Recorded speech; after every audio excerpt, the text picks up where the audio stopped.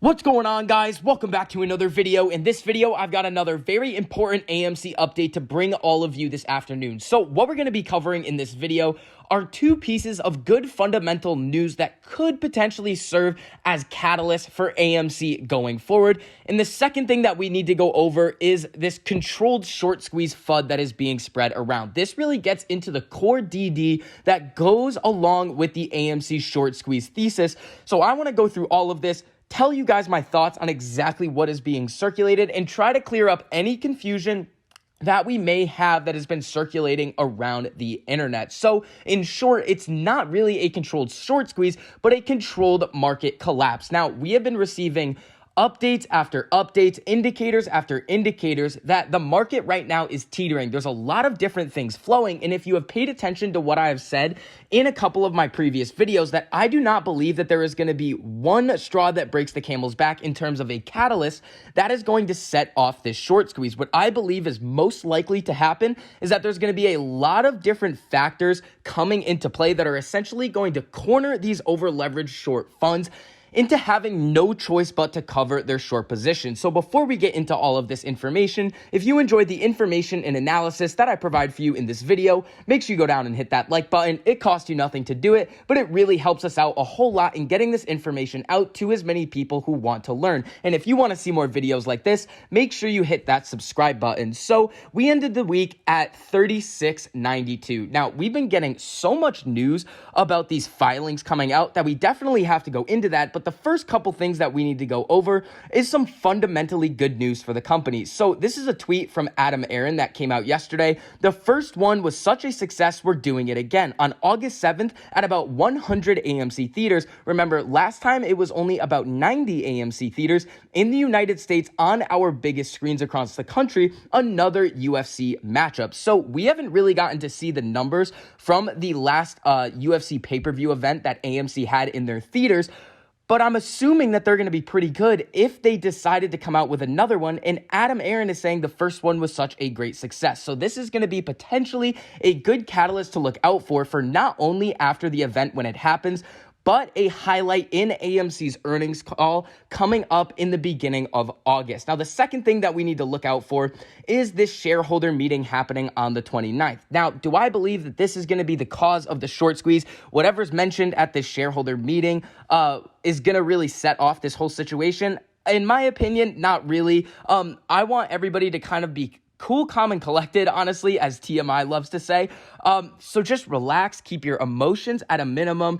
Patience is key in this situation. So let's get into this filing, this controlled squeeze situation, and clear up any FUD that is being spread around. So first, Kringle Kitten on Twitter has a great breakdown of these rule filings. So we're going to go through this in short, but shout out to Kringle for putting this out there. So this might be the nail in the coffin to ensure the biggest wealth transfer in history. NSCC is creating the securities financing transactions for their clearing members at risk of defaulting. These endangered members would be able to park their long positions as collateral in exchange for a fixed amount of cash.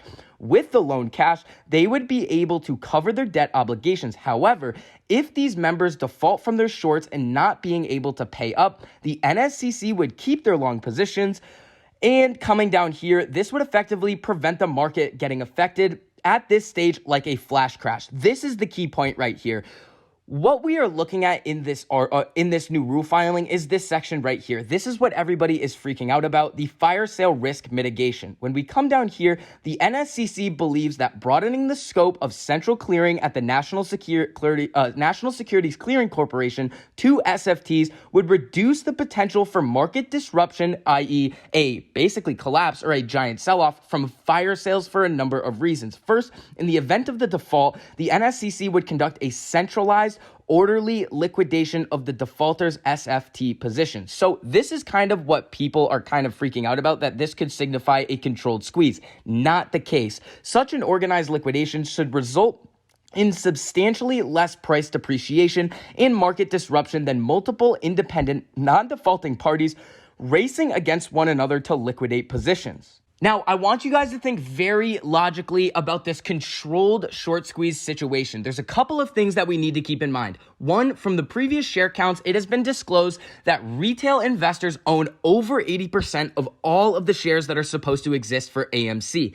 That is one really important concept that you need to keep in the back of your head. Second, in order to have a controlled squeeze, the regulatory institutions or government, whoever is going to be the one supposedly controlling this squeeze, would have to know how many shares are actually out there. Now, here's the other thing. Since we as investors own a significant portion of this company, nobody can force us to sell our shares at any given price. In order for the squeeze to actually be controlled, all 4.1 million individual investors would have to agree to this. It is not a logical statement, and what they are talking about here is trying to mitigate or essentially nerf the overall market collapse that could be potentially coming in the near future. So hopefully this was able to clear up some confusion on whether the squeeze was going to get controlled. I know there's been a lot of bots out there saying sell at 100, sell at 300. It's all FUD.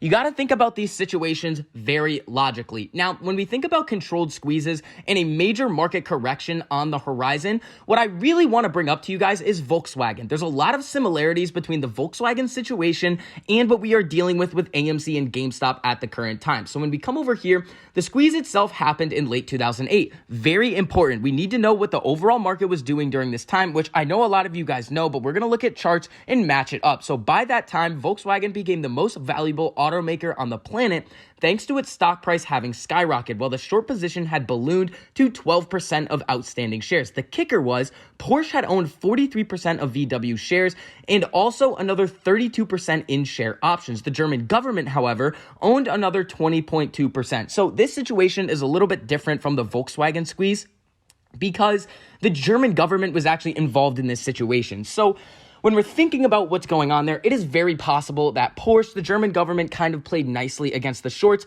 figured out a price they wanted to sell at, and sold. But that is a lot of speculation. But what happened to Volkswagen's price? When we come over here, this is September and going into the end of October of 2008, and this is Volkswagen's share price. We saw it essentially double from 200 all the way to 400, and then back down to 200 before it rallied up to 1,000. Now, what was happening between September and October in the overall market? So here is where we're going to get into how AMC could be potentially protected when the market actually ends up having this massive sell-off. Now, nothing that happens in the past in the financial markets is guaranteed to happen in the future, but there are always a lot of similarities. So when we come over to the S&P 500, this is September, October, and November, basically the fourth quarter of 2008. And we can see that the S&P 500 took a very significant hit. But during that time is when Volkswagen had its very significant price increase due to its short squeeze. Now,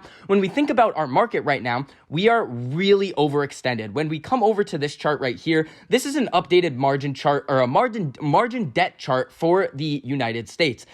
We can see that we're quickly approaching this $900 billion mark. The key word here, and I'm going to keep bringing this up, is that a lot of these institutions are over leveraged, and we've already seen a lot of these institutions start to dump their positions, hopefully on retail investors. That is their hope, to basically pass the bag onto retail investors. But hopefully through learning on all of these different channels, you guys can get a better understanding of where we are at in the total market. The other thing we have to consider is that we are headed towards a very interesting situation with the bond market. Yellen urges Congress to raise or suspend the debt limit by August 2nd. Now, if they don't increase this debt limit, the United States runs the risk of defaulting on its debt obligations or getting downgraded in terms of their credit rating. And we went over this in my last video, so we're not going to get too much into it. But when the United States debt gets downgraded or their credit rating gets downgraded, we typically see a major sell-off in the financial markets. That is one catalyst that could potentially send our overall stock market going lower. Now, the second thing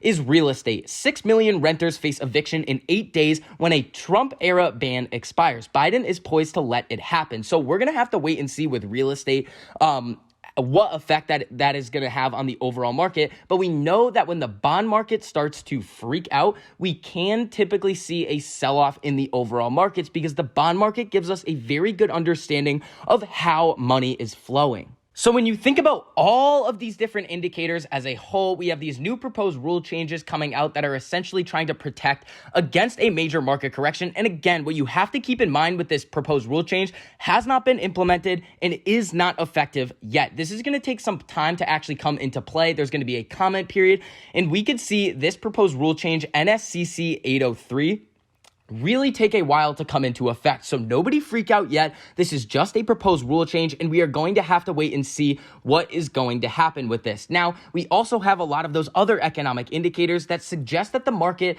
could be having a major correction in the near future, and we know everybody is already over leveraged, which is a concept that we have been talking about on this channel for a while. For all of those reasons, I am wildly bullish on AMC going forward.